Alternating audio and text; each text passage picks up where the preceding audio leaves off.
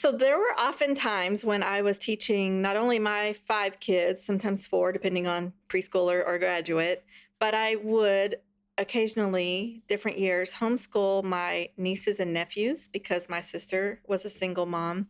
And I had a very good friend who was also a single mom going through a very difficult divorce. And so I would homeschool her children.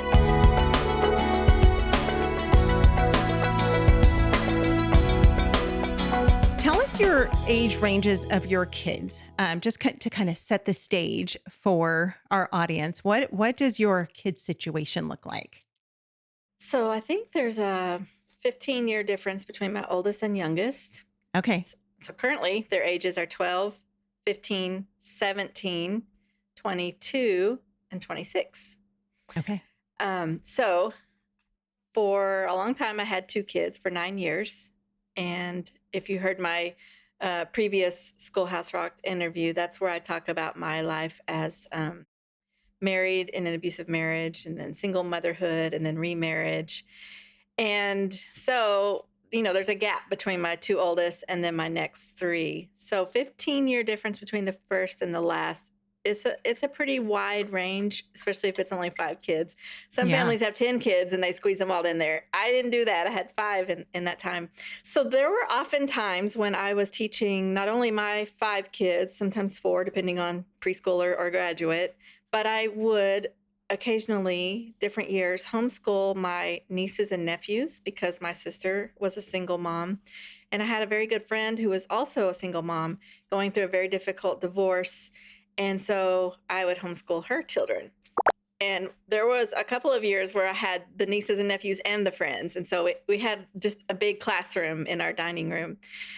So I have some experience in blending a whole lot of kids together. And so I Yeah. want to share how you make that work.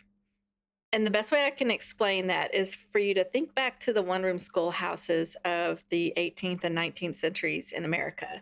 Mm. That's literally what you'll be doing if you follow my methods.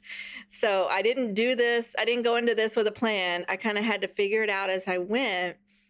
Because I started out having a different curriculum for each child, a different grade level, different subjects. Oh my. But I quickly learned that was not going to work. Yeah. By the time I had 4 kids, I had, I think, a 12-year-old down to a 2-year-old. Well, that's crazy. And the 2-year-old wasn't having school yet, but I had a preschooler who was just dying to do school like his big sisters. And so you can imagine at least 3 different grade levels plus a toddler running around. Mm. I learned that it's very difficult to have multiple subjects at multiple grade levels. It takes all day long, and you are either running a very strict school or you're always feeling like you're behind. Mm. It's so hard to just run a smooth school. Now, there have been some things that have made it easier in the 21st century, like online classes, co-ops, things like that.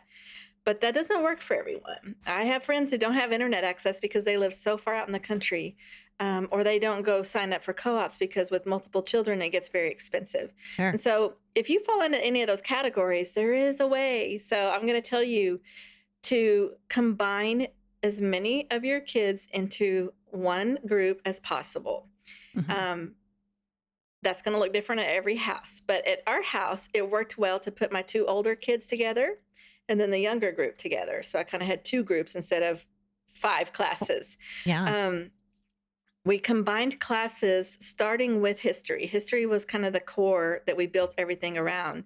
I first started doing this when I was using Sunlight curriculum, and then we kind of merged. We did a couple different things, and now we are using Mystery of History. It all works very similar because you can group everyone together and teach one time period or one concept at different levels. So that would include history and geography. It often includes literature. You can do Bible studies this way, obviously, and in many cases, science too. And so what that looks like is whatever age groups you have, everybody's together on the American Revolution. Everybody's studying that one time period together. And so you might have a read aloud that involves everyone, the whole family sitting in the same room together, listening to this, whatever book you're reading out of the textbook or, a story. And if you've got a video to show, everybody can watch that. If you've got a field trip, everyone can go on it.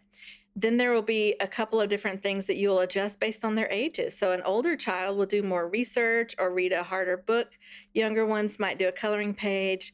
The middle kids will fit somewhere in there in between. They might have some copy work to do or read a book on their level. I quickly learned to pick up books on multiple levels. In fact, I have multiple copies of Pilgrim's Progress in different Yeah. age levels, from easy to the original version. So different things like that, different biographies of George Washington, for little Mm. kids, big kids, high schoolers. That way, everybody's on the same page, basically. And I do have some blog posts where I go into more detail about this so you can figure out how to do it. Even science can work this way in many cases. Obviously, I mean, there are only actually a few science subjects that we teach and they repeat. But we have really enjoyed using Berean builder science because it is historic. So it follows the timeline of history as scientific discoveries were made, as scientists were born and, invented things. And so that's a great way to implement this with your history timeline. Math and language arts are probably the two that you wouldn't be able to blend everybody in Mhm. unless you have kids very close in age. I have friends that do this. And so if they've got, a 10 and 12-year-old, there's a very good possibility that those kids can be on the same math level or the same language arts level. If they're doing a grammar book or a writing assignment, generally kids within a couple years of each other can do the same work. Um, you have to remember that grade levels are a public school invention and Right. you do not have to use them. So it's okay if your 10 and 12-year-old are doing the same curriculum, even if it says fourth grade or sixth grade. It's okay if your 14 and 15-year-old, 16-year-old are doing the same thing. Don't worry so much about grade levels. As long as they're learning and always moving forward, that is your goal.